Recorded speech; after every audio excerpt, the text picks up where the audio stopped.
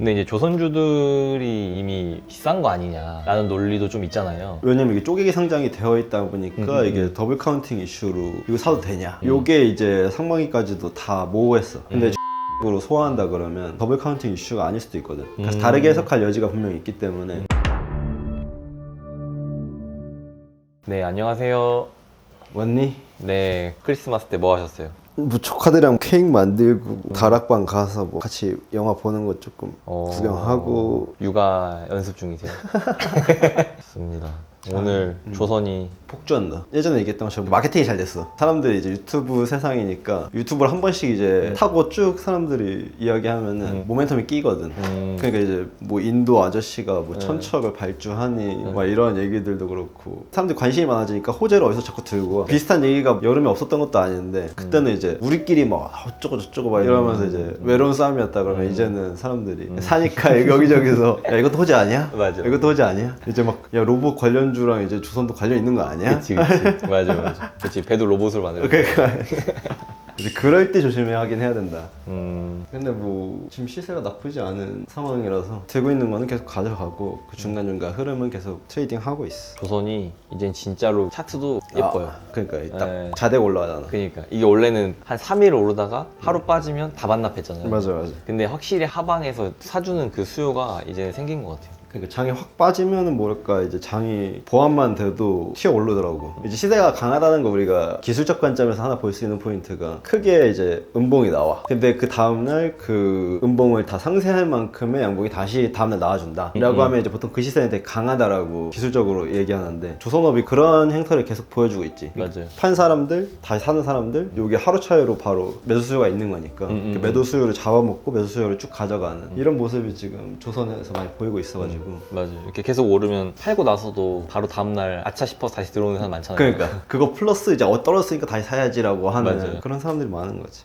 그래서 이번에 그 HD 현대중공업에 그 인도 조선 관계자들이 방문했잖아요. 이게 10년 만에 처음이래요. 2015년에 총리가 한번 방한한 이래로 10년 만에 처음 있는 일이라 이게 뭔가 막 그냥 무조건 인도 천척이 그냥 카더라다 이런 건 아닌 것 같아요. 10년 만에 처음이다. 네, 그리고 방문했으니까 현대중공업 사람들이 막 발표를 했을 거잖아요. 우리 앞으로 이렇게 할 거고 우리 기술 뭐가 좋고. 근데 거기서 인도에서는 모든 종류의 선박이 아주 많이 필요하다.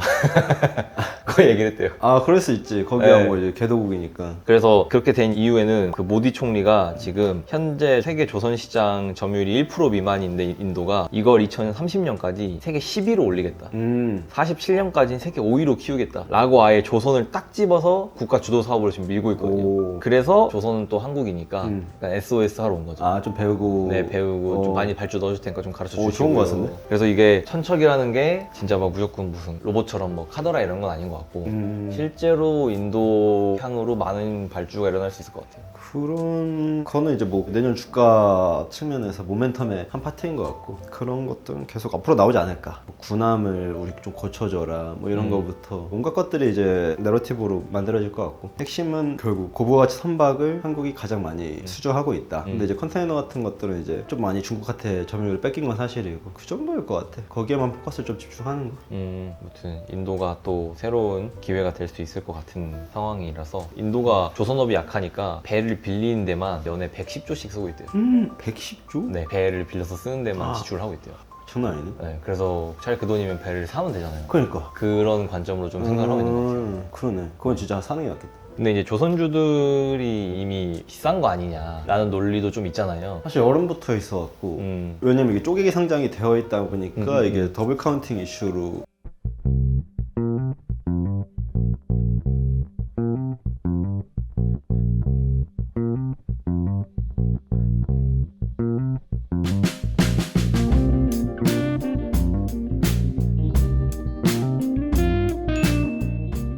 결국 조선업에서 HD 현대그룹 전체 회사들을 과시할 수 없거든. 더블 카운팅 이슈가 있다 보니까 이거 사도 되냐? 요게 이제 상반기까지도 다 모호했어. 배당을 하지 않는다는 전제하에는 실제로 더블 카운팅 이슈를 피해갈 수는 없는데 한조 같은 경우는 자회사들의 가치가 실제로 굉장히 사무중공업도 굉장히 높고 그 과정에서 안정적인 현금 흐름을 이 자회사들로부터 배당을 받으면서 동시에 그걸 주주하는 정책으로 소화한다 그러면 배당 관점으로 보면 이건 더블 카운팅 이슈가 아닐 수도 있거든. 그래서 다르게 해석할 여지가 분명히 있기 때문에 그래서 한조 한조 비중을 조금씩 계속 높이고 있고 트레이딩 관점에서는 미포 현중을 조금 더 역동적으로 거래해주고 그래서 약간 하방이 닫혀있는 거는 한조일 가능성이 높다. 근데 주주환원 정책에 되게 호의적인 입장을 취한다라고 할 때 그럴 때만 이제 그 유효하고 그렇지 않을 때는 더블 카운팅 이슈나 이제 자유로울 순 없지. 하필 여러 개 조선 기업들 중에서 한조를 주주 환원 관점에 좋게 보신 이유가 있으세요? 내가 옛날 현중 샀을 때 물적 분할로 한번 뒤통수 맞았잖아. 뭐 조선업이 실제로 많이 어려웠고 자금 조달을 할 수 있는 형태가 일부 사모펀드한테 IPO를 전제로 지분을 좀 매각하고 그게 한조고 증자 형태로 자금을 조달한 거는 삼중이야. 자금을 조달하는 액션에서부터 주주를 위하느냐 안 하느냐가 조금 더 드러나잖아. 우리 걸 팔아서 어떻게 보면 알짜인데 알짜를 팔아서 자금을 조달하는 거랑 이 주식 수를 늘려서 소액 주주들의 자금을 희석시키면서 자금을 조달하는 형태랑 좀 다르잖아. 그게 실제로 IR 할 때도 삼중이랑 한조 같은 경우는 굉장히 큰 차이가 나지. 삼중 같은 경우는 아직도 기관들 대상으로만 IR하고 한조 같은 경우는 홈페이지 들어가면 우리가 들을 수 있어. 그래서 실시간으로 들으면서 거래할 때도 있고 그게 이제 스탠스가 되게 온도 차이가 크잖아.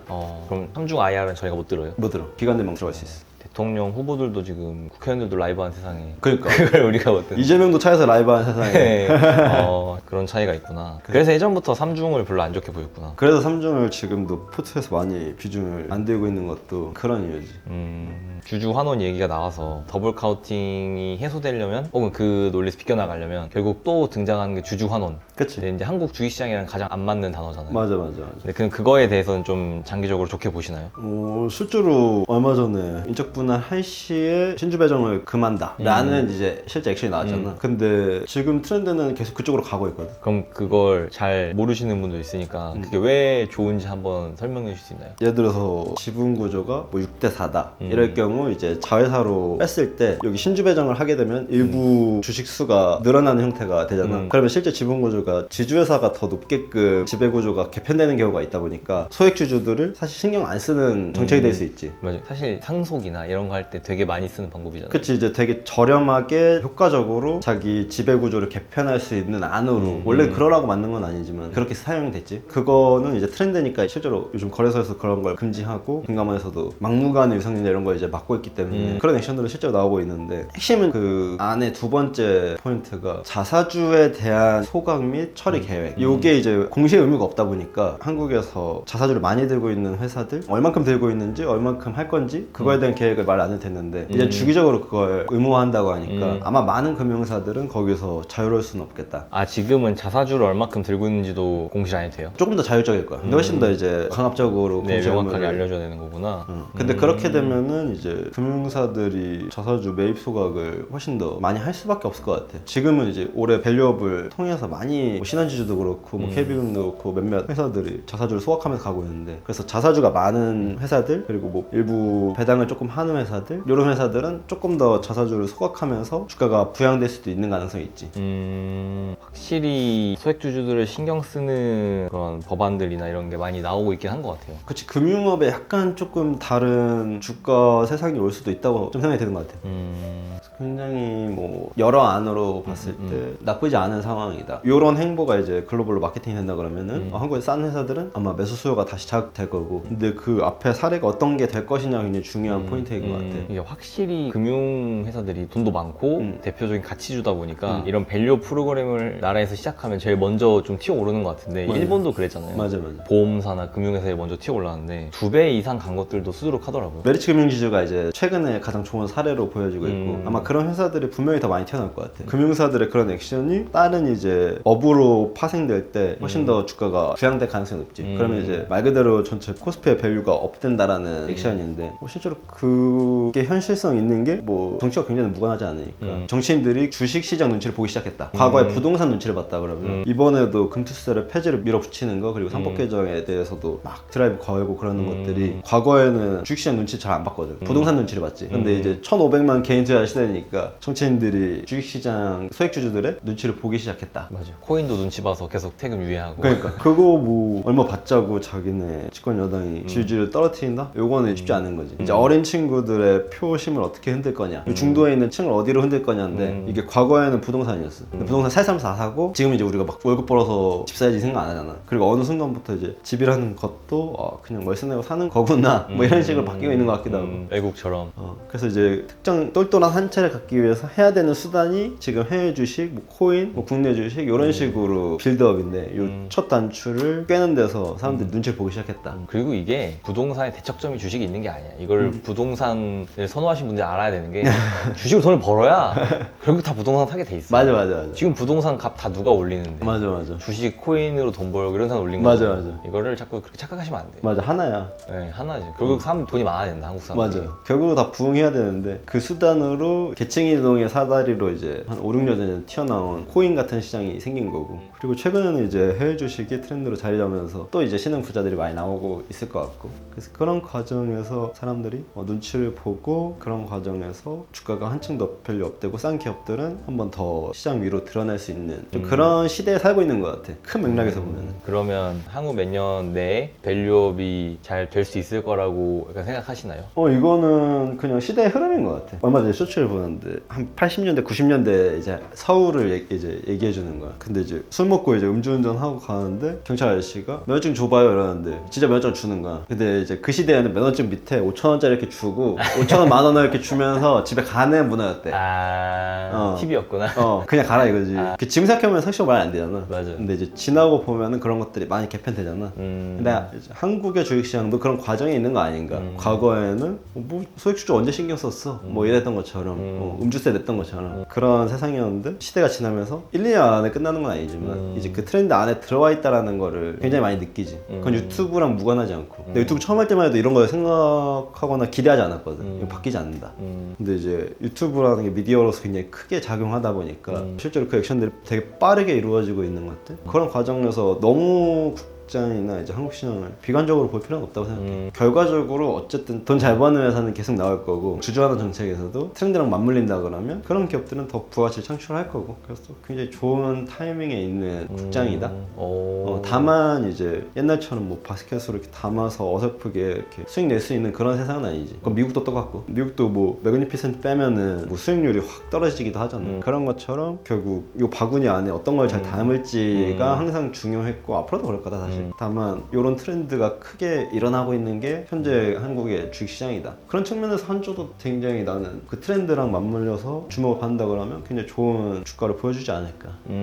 그러면 예전에도 제가 한번 금융주는 왜 투자 안 하시냐 물어봤는데 그때 이제 여러 가지 이유가 있지만 가장 크게 성장성이지. 네. 결국 미래 가치를 현재로 땡겨서 가격에 매치하는 게 주식시장의 게임의 룰인데 결국 미래 시점에 스케일이 커지지 않을 게 뻔히 보인다 그러면 이 금융주는 재미가 없는 거야. 3% 오르면 상한가 막 이래야 된다는 거야. 그럼 거기에 메리츠가 많이 올랐던 것처럼 이 밸류업을 성장성이라고 볼 수도 있는 거 아닌가요? 요거는 막 이제 진짜 산업이 성장한다는 그런 개념보다는 사람들의 인식이 성장한다? 그쵸. 주가가 오른다. 사람들의 인식이 바뀜으로써 네. 주가가 부양될 수 있는 약간 정성적인 면이 있지. 추상적이고. 근데 그런 면에서 금융주들이 가장 가까운 건 사실이지. 요 증시가 전체 부흥될 때. 하지만 나는 조선으로 간다. 그치. 근데 실제로도 나는 최근에 많이 찾아보고 있는데 금융사들 중에서 어느 정도 배당을 좀 주고 자사주를 많이 보유하고 있는 그런 회사들을 서치하고 있어. 그런 회사들을 조금씩 트레이딩으로 본 것들을 이제 넣어주면은 굉장히 또 주가가 다른 시점으로 들어갈 수 있는 거 아닐까. 그렇죠. 금융주에 투자하면 예금이죠. 그러니까 배당 생각보다 많이 주더라고. 그래서 그런 주식들 대표적으로 뭐 몇 개 있는데 나중에 나중에 정리 얘기해. 끝나시면 한번 얘기해 주세요. 그럼 정리하면 배당 잘 주고 자사주를 많이 가지고 있는 금융사들. 네, 금융사 실적은 뭐 당연히 좋을 거고 그런 곳들을 또 구독자 여러분들 찾아보시면은 밸류업에 함께 할 수 있다. 그러니까 이 전체 큰 트렌드랑 절대 무관하지 않을 것 같아. 메리츠는 굉장히 좋은 사례고. 좋습니다. 네. 오늘 또 좋은 말씀 해주셔서 감사합니다. 네, 그러면 저는 마저 거래를 이렇게 찍는 사이에 빠졌어. 젠장. 네, 다음 시간에 뵙겠습니다. 안녕.